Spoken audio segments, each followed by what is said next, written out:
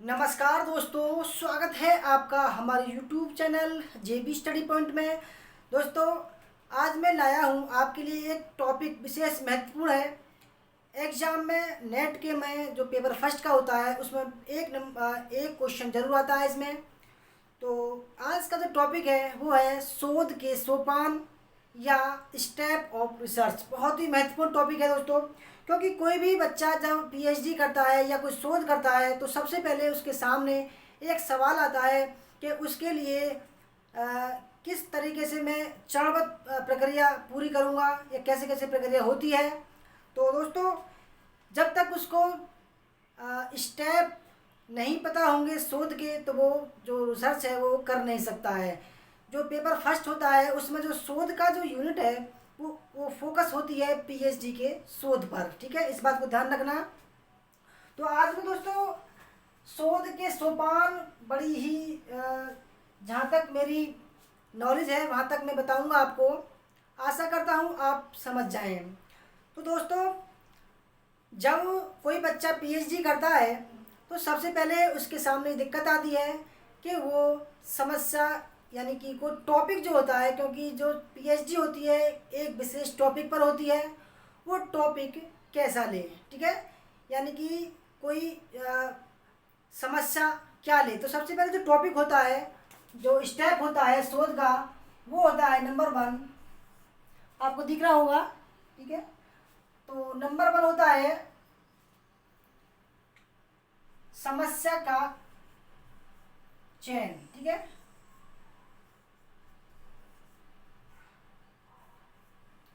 समस्या का चयन यानी कि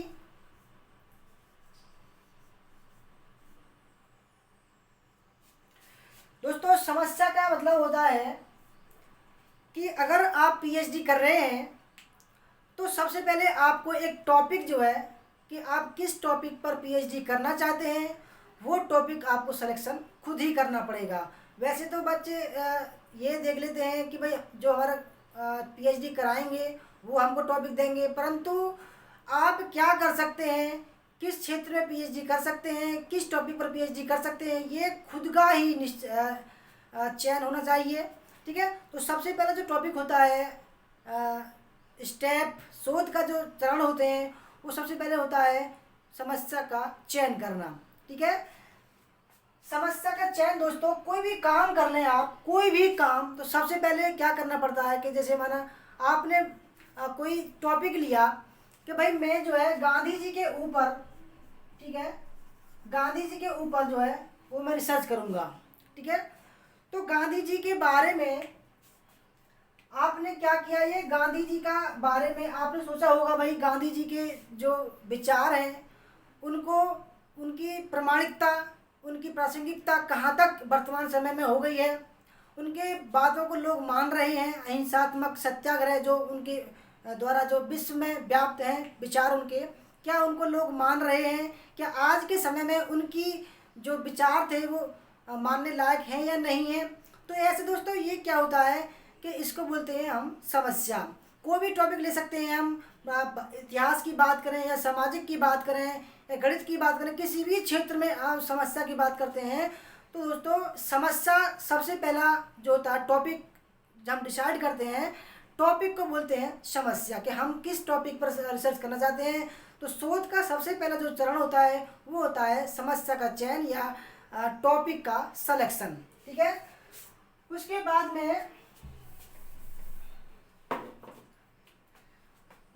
में दूसरा ऑप्शन आता है, ठीक है, उस टॉपिक से संबंधित परिकल्पना। ठीक है, परिकल्पना, परिकल्पना का मतलब होता है हाइपोथेसिस। ठीक है, हाइपोथेसिस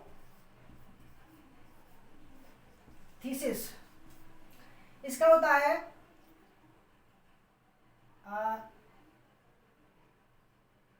टॉपिक। ठीक है, टॉपिक का सिलेक्शन ऑफ टॉपिक। ठीक है, इसका होता है हाइपोथेसिस।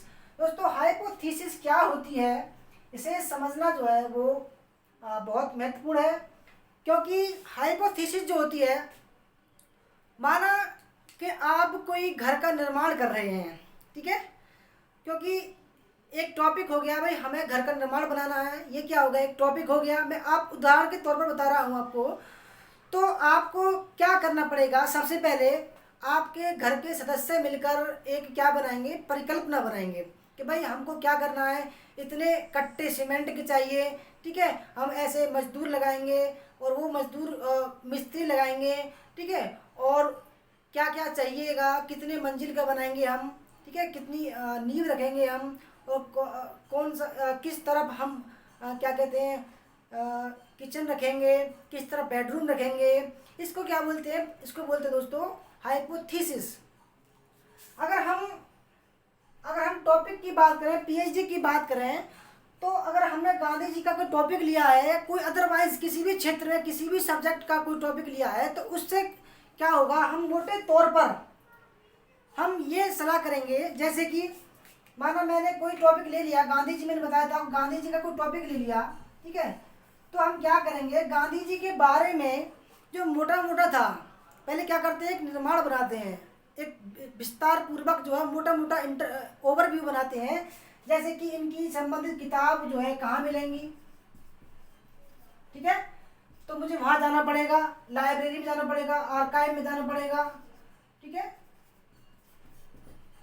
आर्काइव में जाना पड़ेगा, कहाँ कहाँ इनकी बुक मिलेंगी, मुझे कैसे कैसे करना पड़ेगा, क्या लोगों से मुझे गांधी जी के बारे में कुछ साक्षात्कार भी करना पड़ेगा, इंटरव्यू लेना पड़ेगा।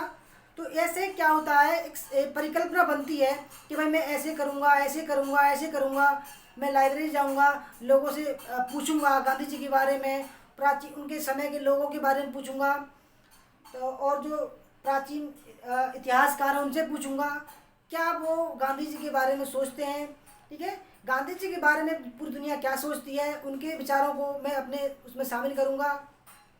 तो ये क्या होती है दोस्तों, ये होती है परिकल्पना, ठीक है। परिकल्पना जो टॉपिक होता है उसकी नींव होती है, उसको समझना बहुत ही ज़रूरी है, ठीक है। बिगैर परिकल्पना के आप जो है टॉपिक के बारे में कुछ भी कलेक्ट नहीं कर सकते हैं, ठीक है। आपने सोचा कि मैं वहाँ जाऊँगा तो वहाँ से क्या लाओगे, आप डाटा लाओगे, उसके बाद में आप क्या करोगे उसमें, ठीक है, ये बात की बात है। तो जैसे आपने कोई भी टॉपिक ले लिया, उसके बारे में निर्माण बनाया, ठीक है, निर्माण किया आपने, अच्छा उसके बाद होता है नंबर 3 जो आती है, ठीक है, तो डिजाइन ऑफ रिसर्च, यानी कि रूपरेखा, ठीक है, रूपरेखा। वैसे मोटे मोटे तौर पर ये भी कहते हैं कि परिकल्पना और रूपरेखा एक ही है, परंतु दोस्तों ये अलग अलग होती है, ठीक है। रूपरेखा में क्या होता है, डिजाइन ऑफ रिसर्च, इसमें ये होता है कि इसमें मोटा मोटा तौर पर जब हम आरडीसी में जाते हैं तो वहाँ पर हम रूपरेखा देते हैं कि हम जो है लाइब्रेरी में जाएंगे, उस लाइब्रेरी में जाएंगे, लोगों से वार्तालाप करेंगे, ठीक है। ये जो है परिकल्पना और जो रूपरेखा होती है उससे थोड़ा टच में होती है ये, ठीक है। तो तीसरा टॉपिक हो गया रूपरेखा, उसका निर्माण बनाना, उसकी रूपरेखा बनाना, ठीक है, मोटा मोटे तौर पर। और चौथा जो स्टेप होता है, उसका चौथा जो स्टेप होता है वो होता है डाटा का संकलन, ठीक है, डाटा का संकलन।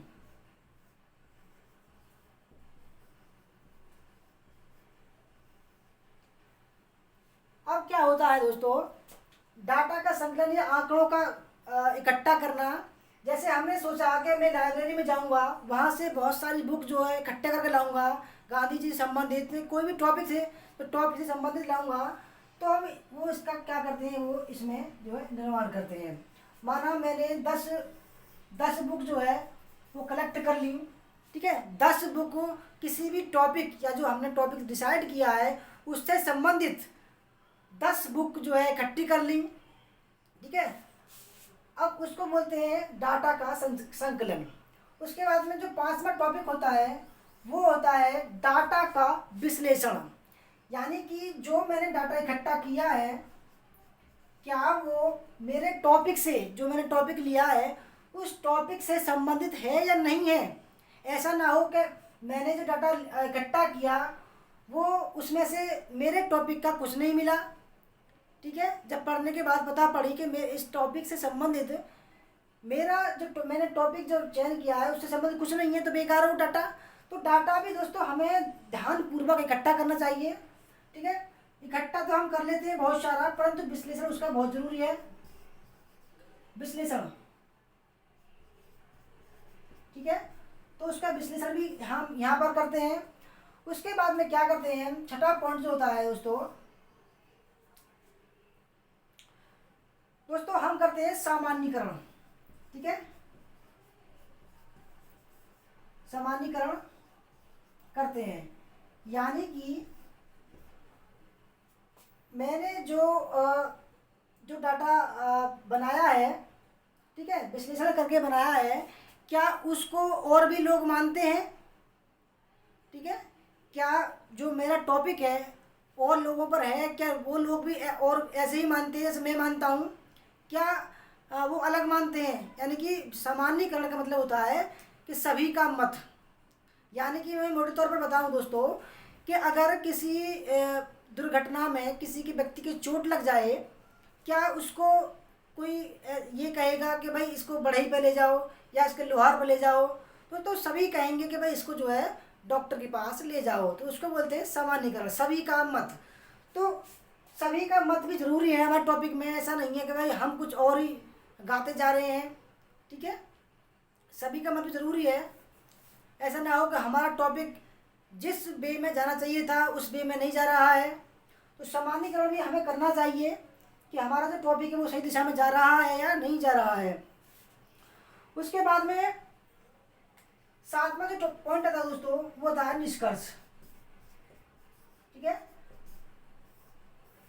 निष्कर्ष जैसे कि हमने पूरा डाटा जो टाइपिंग करवा लिया, उसके बाद में लास्ट जो होता है वो होता है निष्कर्ष या भूमिका या मूल्यांकन, भूमिका नहीं मूल्यांकन, ठीक है। मूल्यांकन कहें या हम निष्कर्ष कहें, हमारा जो टॉपिक है वो हमने कुछ डाटा से इकट्ठा किया, ठीक है, कुछ लोगों से साक्षात करके इकट्ठा किया, पत्र जो समाचार पत्र होते हैं उसमें से इकट्ठा किया।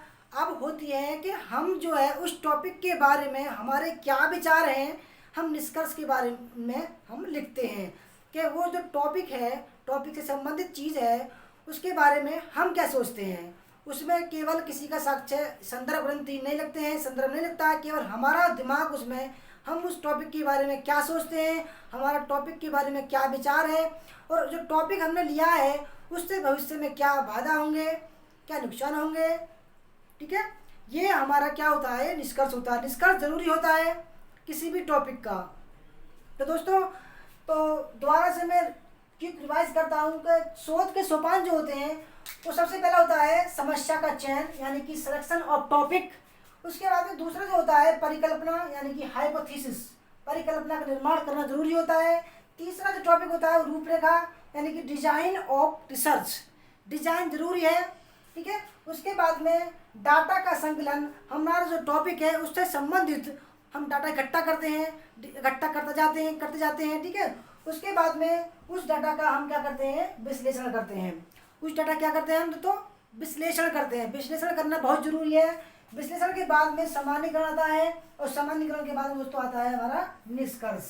तो दोस्तों ये जो टॉपिक है आज का, ये समझना विशेष ही महत्वपूर्ण है, क्योंकि इसको समझे बिना हम कोई भी टॉपिक पर पीएचडी नहीं कर सकते, कोई भी शोध हम नहीं कर सकते। दोस्तों आशा करता हूँ आपको ये समझ में आई होगी, ठीक है। क्योंकि मैंने जो किया है मैंने आपको बताया है, क्योंकि मैं भी पीएचडी जो है कर रहा हूँ, मेरी जो है लास्ट ईयर है, थर्ड ईयर जो है मैं सबमिट करने वाला हूँ कुछ दिन में।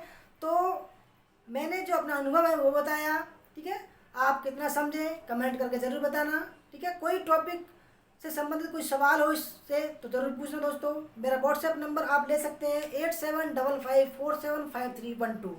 तो दोस्तों अगर आपको वीडियो अच्छी लगी हो तो लाइक करना, शेयर करना, कमेंट करना, और हमारे चैनल जेबी स्टडी पॉइंट को जरूर सब्सक्राइब कर देना, और उसके पास में जो बेल आइकन है उसको प्रेस कर देना, जिससे कि आने वाली नई वीडियो की नोटिफिकेशन आपको पहले ही मिल सके। दोस्तों बने रहिए हमारे साथ। जय हिंद, जय भारत, वंदे मातरम।